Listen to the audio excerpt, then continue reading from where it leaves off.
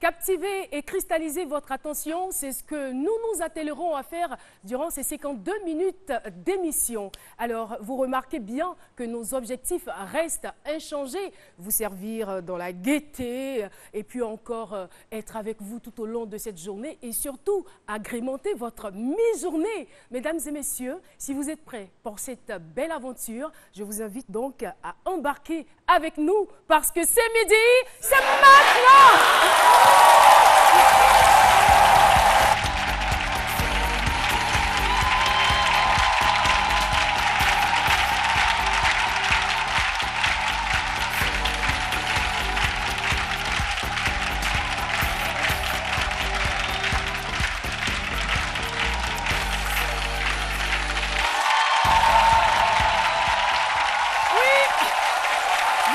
Dans votre émission, vous êtes à C'est Midi et vous avez ce matin, en plus de notre public habituel, un public de charme que je vous demande d'applaudir.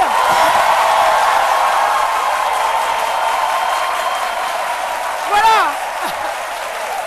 Ils sont chics, ils sont chocs, ils sont intéressants et c'est avec eux que nous allons conduire cette émission. Eh bien, je veux donc saluer l'Institut supérieur technique Saint-Jacques de Cocody Danga. Merci en tout cas.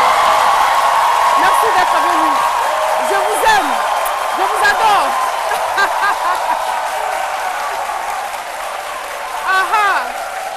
De quoi faire monter l'adrénaline, hein? Et puis, vous avez donc pour vous servir ce matin, oh là là, ça me fait trop plaisir de le voir autour de cette table.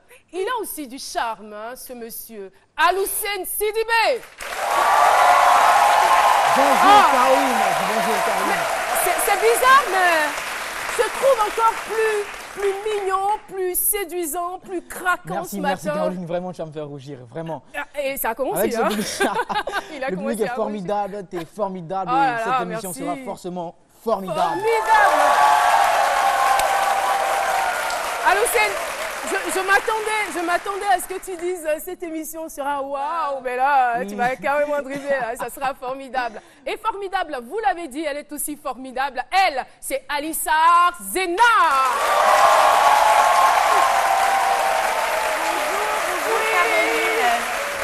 Avec ses yeux de biche.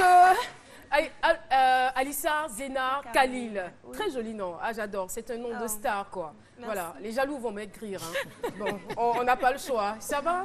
La semaine a bien démarré? Oui. Je sais que tu te portais pas bien. Tu étais un peu. Mais ça va. On oui, a la pêche. On a les affairages, les meilleurs. Oui. Ha. Ça se rapporte tout à l'heure. Mais ton voisin, il est où? C'est vrai en plus. Philo, on ne va pas faire l'émission sans lui. Non. Franchement, quoi. Il est où? Ah, Docteur Philo est là.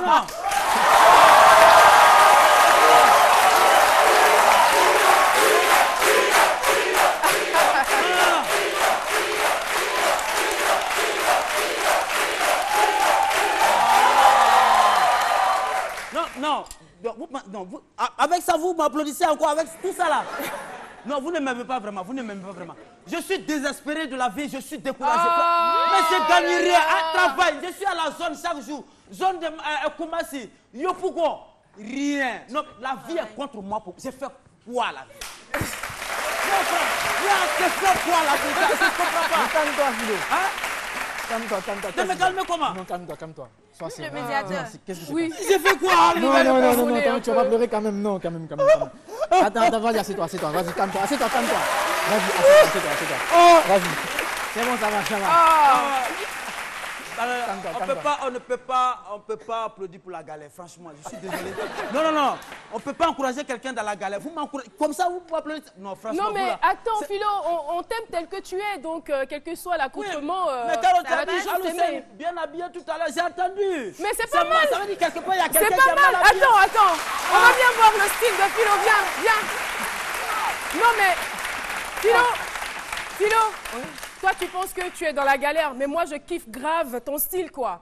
Regardez la paire de souliers avec le leket, là. Non. Mais c'est trop cool. Ça, bon, je me suis trompé. C'est trop chic. Mais c'est pas même chose. Et toi aussi, t'es un beau gosse, n'est-ce pas que Philo est un beau gosse? Yeah. Ah, c'est trop mignon. Alors, il ne faut pas te complexer, Philo, t'es mignon. Je vais prendre mon petit déjeuner. ton petit déjeuner se trouve dans ta poche. Et il est midi. Oui, donc il je est vais midi. enseigner en même temps. Non, Donc, c'est c'est un le enseignement déjeuner en déjeuner. même Ah, c'est un C'est le- enseignement. Ça, c'est- Alors, qu'est-ce que tu vas manger? Hein? Qu'est-ce que tu vas manger? Bon, C'est de la poudre de blé. C'est de la Quoi? poudre de blé, Philo. Du gari? poudre de quoi? Poudre de blé. Gari? Non, oh, tu as trouvé. Tcho, c'est Gary. Ah, quand c'est... Attention. Non, C'est souvent... ce que tu manges à midi. Oui, oui, souvent ça ne monte pas. Bon, pour que ça monte, il faut réciter des choses dessus. Pour que ça monte. Voilà. Vraiment, merci. D'accord. J'ai comme l'impression que vraiment la vie est contre moi. Parfois, je me dis tout le est-ce monde que- est contre est-ce que- toi. Parfois, je me demande si la vie n'est pas xénophobe. Ah, ah. Ouais, parfois, je me demande. Pourquoi? Tu te sens rejeté de tous? Gary, il travaille, il gagne rien. Il n'y a il même pas de était- sucre dedans en plus. Sucre. Ah, c'est quand il y a sucre, le sucre là, c'est obligé. Aïe. Il paraît que le sucre ne fait pas trop monter le Gary, donc. Franchement. Alors, d'accord, Philo, tu viens de parler de xénophobie. Laisse-moi donc donner une brève définition de la xénophobie. La xénophobie, c'est une hostilité à tout ce qui est étranger. Donc ici, on n'est pas xénophobe. Hein. Ici, on aime tout le monde. On t'aime toi, Philo. On aime le public. On aime les téléspectateurs, quelle que soit leur origine. Voilà, on aime tout le monde. Et puis...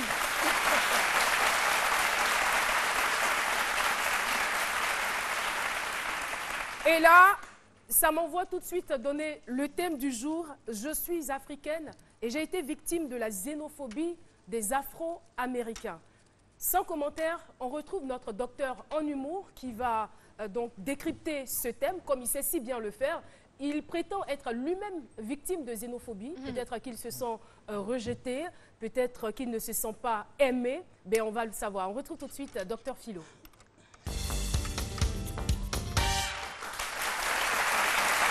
Voilà.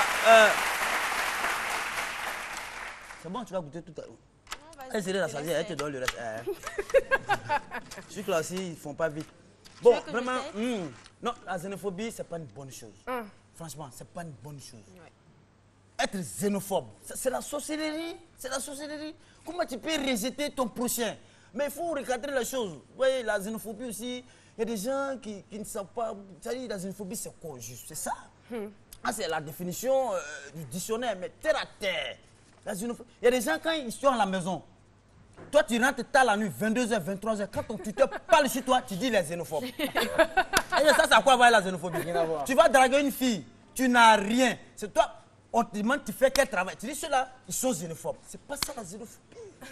La xénophobie, c'est l'hostilité, si j'ose m'exprimer ainsi, le rejet systématique de tout ce qui est étranger. Vous comprenez? tout à fait. Voilà. Et donc. Ça, c'est des thèmes très terre à terre. voilà. Donc, Terre à terre.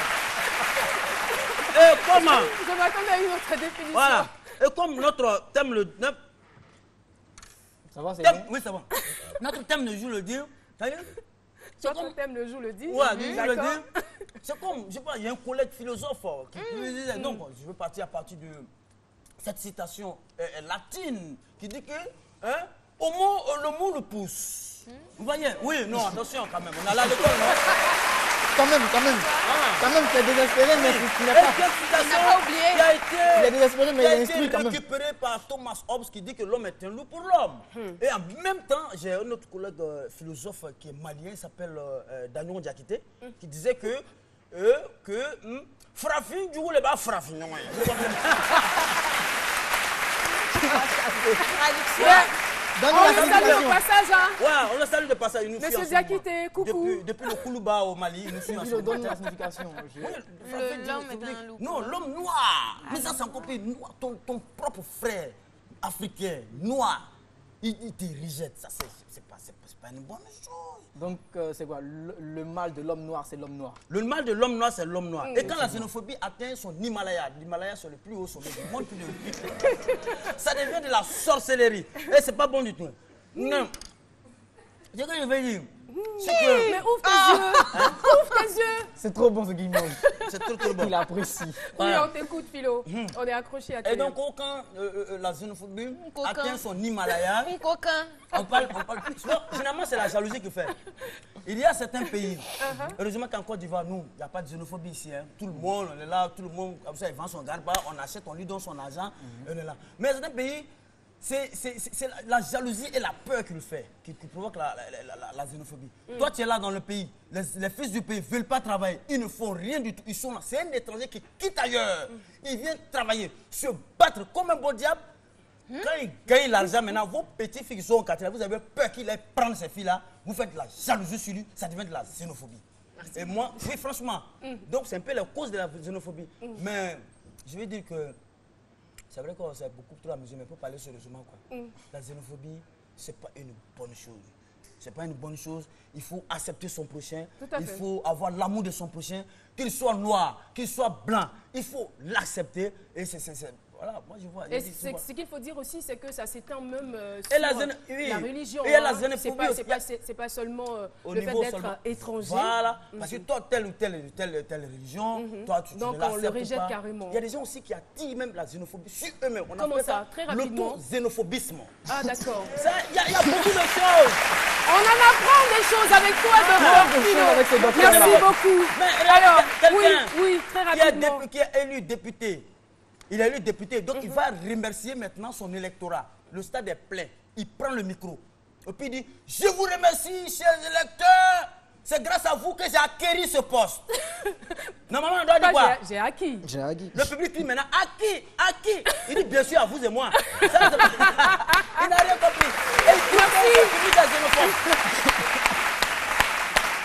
Alors, merci beaucoup, docteur Philo. Pensez-vous que la xénophobie existe entre Noirs américains et Africains? C'est donc la question qui a fait l'objet de notre micro-trottoir. On regarde et on écoute.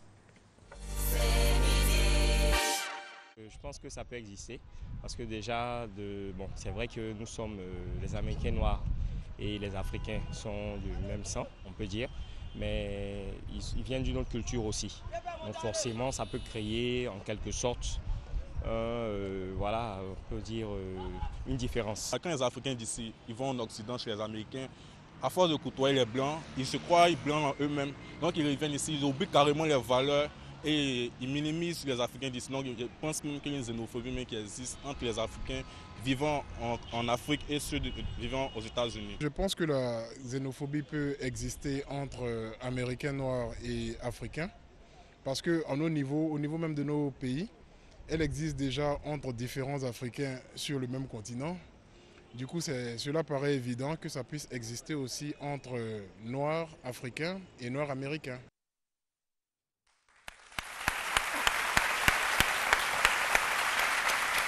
Voilà, c'était là quelques avis. Eh bien, je rappelle le thème africaine. J'ai été victime de la xénophobie des Afro-Américains. Sur ce, mesdames et messieurs, nous allons recevoir sur ce plateau notre invité témoin du jour. À son nom, écoutez-moi bien, c'est Kwame Djouman Lorraine Vanessa Marlène, épouse plaignant. Son nom d'artiste, c'est Shira. Madame Plaignant qui nous rejoint sur le plateau de ce midi et je voudrais entendre des ovations bien nourries pour notre invité du jour. Bonjour Madame Plaignant. Bonjour Caroline. Vous allez bien? Très bien. Alors là, nous on est ravis de vous recevoir sur ce plateau et nous savons que depuis les États-Unis, vous regardez cette émission, donc vous connaissez bien Aloucène, Alissa Arzena et Dr Philo. On est enchantés. Alors, on va aller dès le départ, au commencement, à la genèse donc, de l'histoire. Qu'est-ce qui s'est passé? Comment est-ce que vous avez quitté la Côte d'Ivoire? Nous savons que vous êtes ivoirienne. Comment est-ce que vous avez quitté le pays? Bon, mes parents sont arrivés aux États-Unis en 1990. Donc, je suis restée avec mon frère chez ma tante. Et c'est en 1994 qu'ils ont décidé de nous faire partir. Donc, on arrive en 1994 à New Jersey et immédiatement, oui, c'est ma mère. Ah, c'est votre maman. Oui. Et c'est vous à côté. Oui, c'est moi. Très jolie photo. Merci. Et juste après, on n'a même pas fait 3 mois, on a déménagé à Wisconsin, et dans la ville de Milwaukee, c'est au nord. Donc là-bas, j'ai grandi avec mon frère. Et bon, je dirais ça a été quoi l'ambiance? Je suppose que vous étiez très jeune. Oui, j'avais 6 ans. D'accord, ça ne vous dérange pas qu'on fasse les calculs pour savoir aujourd'hui votre âge? Non. D'accord. Alors là, vous avez grandi dans quelle ambiance, dans quel environnement? Bon, ok, quand on est arrivé là-bas, mon frère, je dirais qu'il s'est mal intégré parce que, bon, il avait 11 ans, j'avais 6 ans, il avait 11 ans. Donc, les jeunes garçons, les jeunes Américains noirs, ils sont beaucoup bandits. Donc, il était tout le temps dehors et j'étais à la maison seule. Et à l'école, c'était difficile pour moi parce que, 1, je dois apprendre l'anglais et 2, je suis africaine. Donc, à l'époque, le fait que vous soyez africaine posait un problème? Voilà, parce que c'est pas le fait, dans le temps, on voyait les publicités des charités où on dit « Give $1 to your child, give $1 to your child ». I know that.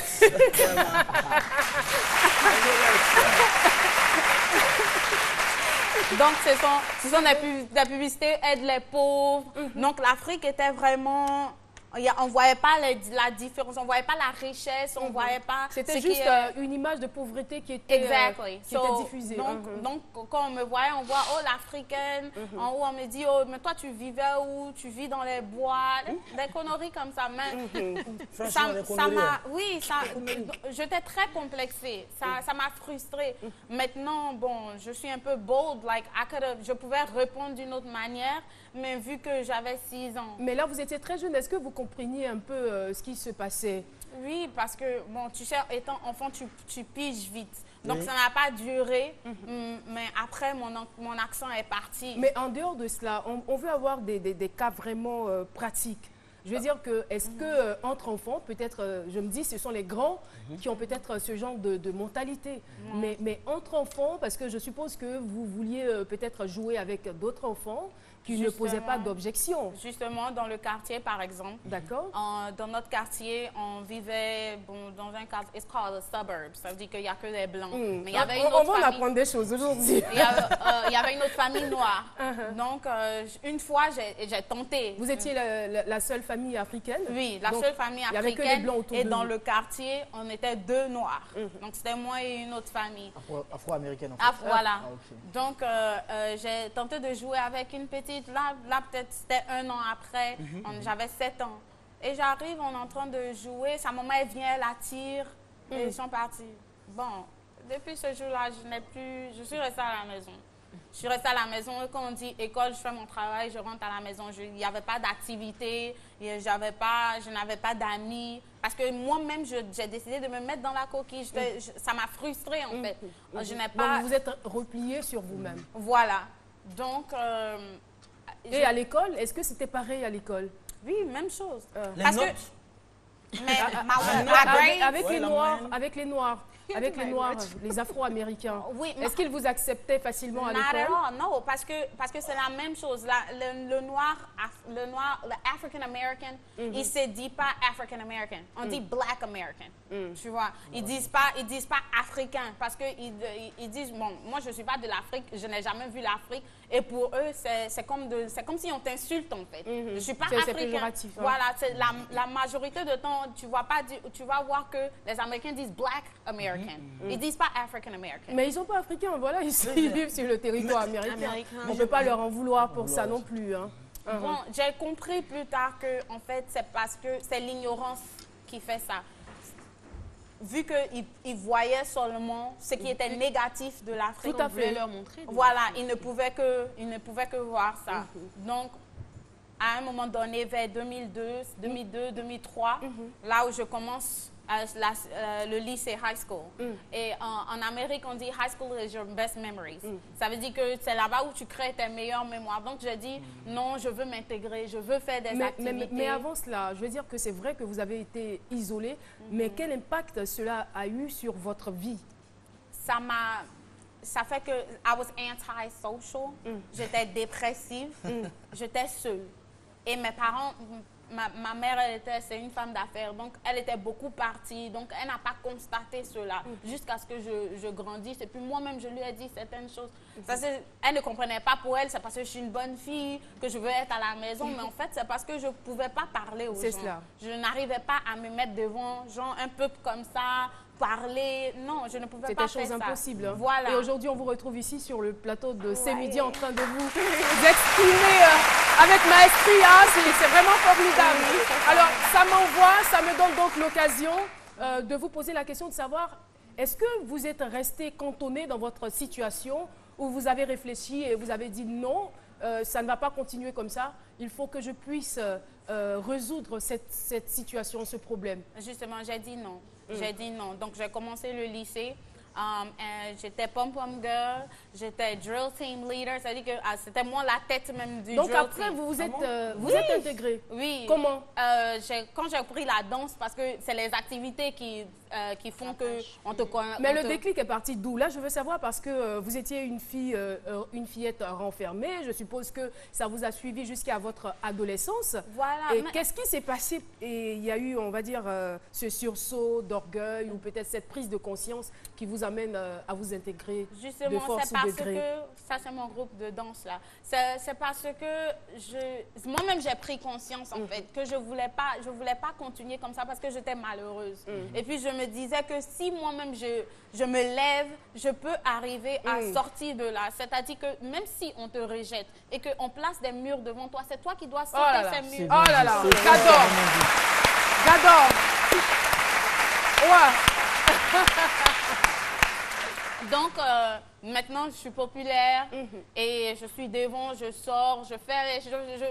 ma vie était bien, quoi. Là, vous n'êtes plus complexé. Not vous at leur all. montrez Voilà. que Mes vous cousins- avez quelque chose dans les tripes. Oui, mes cousins étaient arrivés en 2005. Ils sont arrivés, ils ont gagné la loterie avec leurs parents. Et donc, maintenant, moi, je suis tout contente parce que j'ai des amis, voilà. Donc, ils ont essayé de rentrer dans mon école et ils n'ont pas pu. Donc, on les a mis dans une école, bon, c'était un peu ghetto, donc moi, j'ai eu peur parce qu'il ne faut pas avoir se moquer d'eux, eux, ils viennent d'arriver.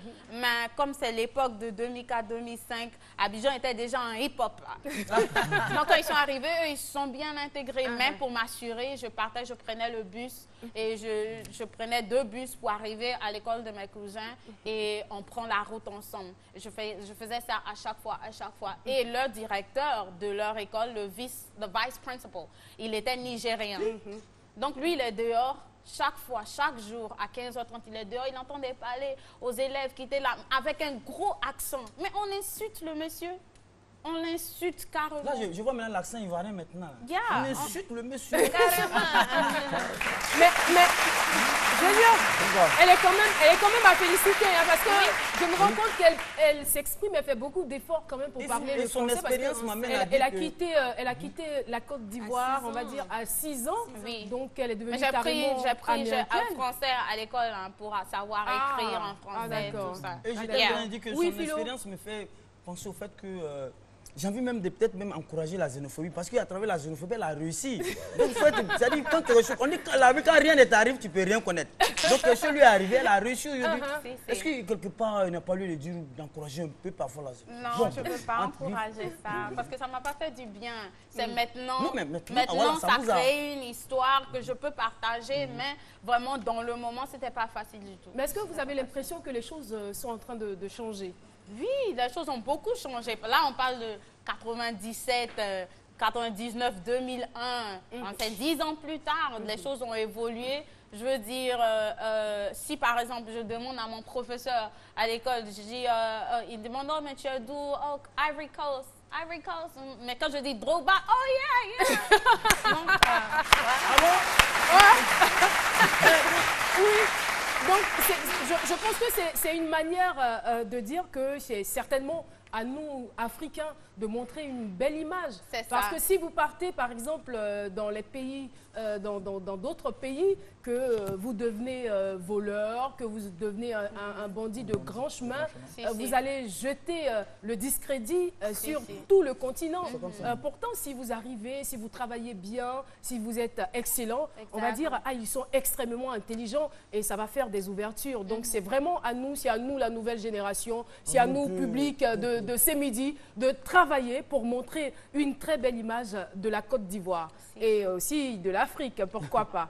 Alors, qu'est-ce qu'on dit pour terminer? Parce que je sais aussi, Madame Pléignon, que vous êtes artiste, chantre. Oui, elle est mariée, elle a même un enfant, donc... allez, toi, Philo, tu te calmes. Et ça s'est passé comment? Comment est-ce que vous êtes devenu artiste? J'étais à l'église un jour et il y a un pasteur qui a prononcé des paroles sur ma vie, il a prophétisé pour dire que moi, je suis née pour aider les gens à travers mes chants. Donc, c'est depuis ce jour-là que j'ai pris le micro et je chante. I've been singing since. Et l'album, le premier album est intitulé Letter of Praise. C'est une lettre de louange. D'accord. Et le titre que nous allons maintenant écouter, on va voir la vidéo aussi. Le titre est Searched All Over. Ah, d'accord. C'est intéressant. Donc, j'ai cherché partout. J'ai cherché partout. Cherché. Personne.